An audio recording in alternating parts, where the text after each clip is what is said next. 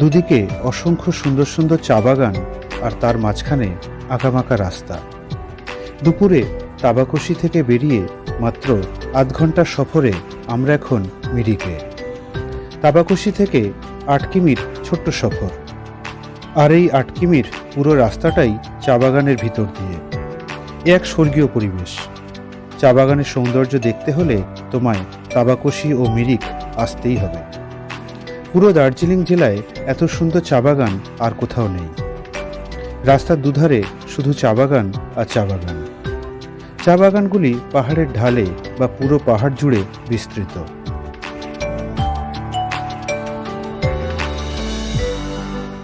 ছোট ছোট গম্বুজাকৃতির পাহাড়ে অত্যন্ত সুন্দরভাবে বাগানগুলি পরিপাটি করে সাজানো রয়েছে। এনজেপি থেকে মিরিকের দূরত্ব মাত্র ৫৬ কিমি, ২ ঘন্টার মধ্যেই পৌঁছে যাওয়া যায়। আর দার্জিলিং থেকে ৪০ কিমি দূরত্বে মিরিকের অবস্থান। মিরিক বিখ্যাত তার চা বাগান ও সুন্দর প্রাকৃতিক লেকের জন্য। তাহলে চলো মিরিকের রাস্তা থেকেই আগে চা বাগানের সৌন্দর্য দেখি, তারপর না হয় বাগানের ভিতর ঢুকব।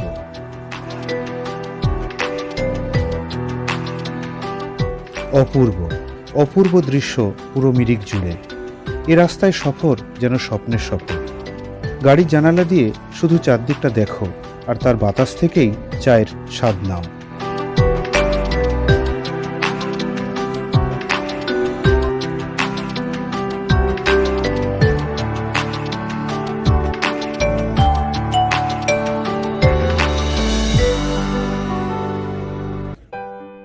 ঢুকে পড়লাম গোপালধারা টি এস্টেট।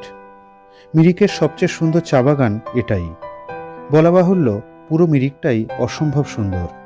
চারদিকে দৃশ্য দেখো বন্ধুরা, এত সুন্দর চা বাগান মন পুরো ভরে যাবে।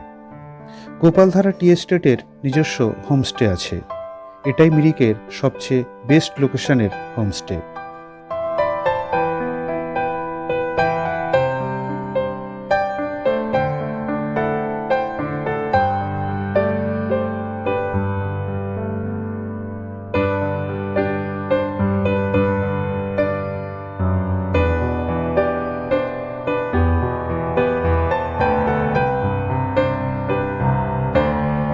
এগিয়ে চললাম টিংলিং ভিউ পয়েন্টের দিকে।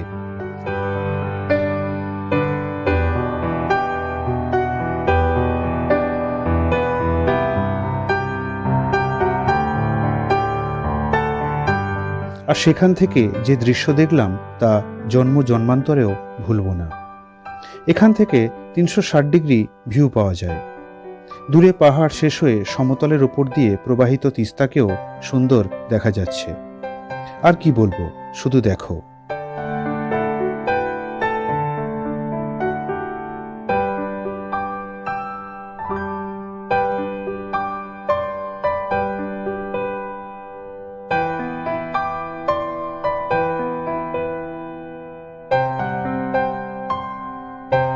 টিংলিং ভিউ পয়েন্টের গায়ে রয়েছে পান্ডা ফুডি রেস্টুরেন্ট অ্যান্ড হোমস্টে।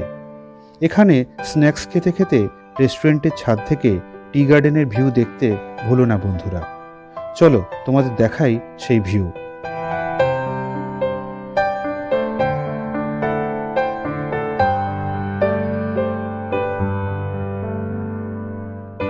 অসাধারণ এক্সপিরিয়েন্স। চা বাগান সফর শেষ করে আমরা চললাম মিরিকের আরেক বিখ্যাত মিরিক লেকের দিকে।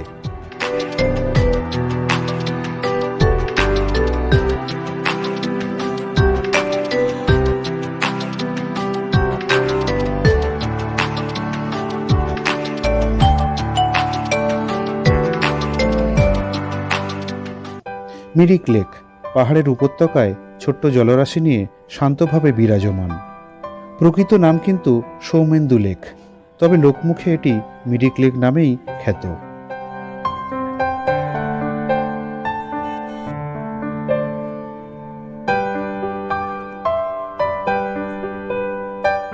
লেকের সবচেয়ে সংকীর্ণ অংশে রয়েছে একটি ছোট ফুটব্রিজ, নাম ইন্দ্রেণী পুল। এই ইন্দ্রেণী পুল পার করলেই অন্য জগৎ। এদিকটায় যেমন জমজমাট কোলাহলপূর্ণ, লেকের ওদিকটায় পুরো উল্টো চিত্র। পাইনের জঙ্গল দিয়ে ঘেরা একেবারে নিরিবিলি এলাকা। কি সুন্দর চারদিকটা, কেমন নিস্তব্ধ দেখো। বড় বড় পাইনের জঙ্গলের নিচ দিয়ে হাঁটতে যে কি ভালো লাগছে বলে বোঝানো যাবে না। তোমরা এলে অবশ্যই এদিকটা এসো, মন পুরো ভরে যাবে।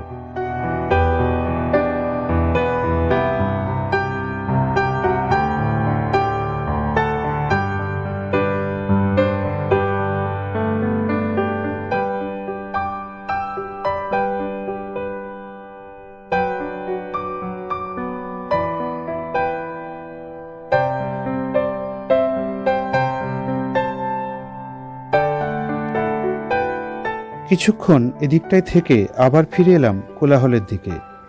কিছুক্ষণ জাস্ট বসেছিলাম লেকের শান্ত জলের কাছে। তার নীরবতা খুব ভালো লাগছিল। লেকের ওপারে পাইন বনের নিঃসঙ্গতাও ভালো লাগছিল। লেকের জলে তার প্রতিচ্ছবি দেখতেও ভালো লাগছিল। সত্যি তোমাকে ভালো না বেসে যে থাকা যায় না। যদি একদিন তোমার কাছে থাকতে পারতাম খুব ভালো হতো। ক্ষণিকের সাক্ষাৎ যে এত ভালোবাসা জন্ম দেবে ভাবতে পারিনি। এবার ফিরে যেতে হবে। পশ্চিম আকাশের অস্তমিত সূর্য জানান দিল ছুটি শেষ।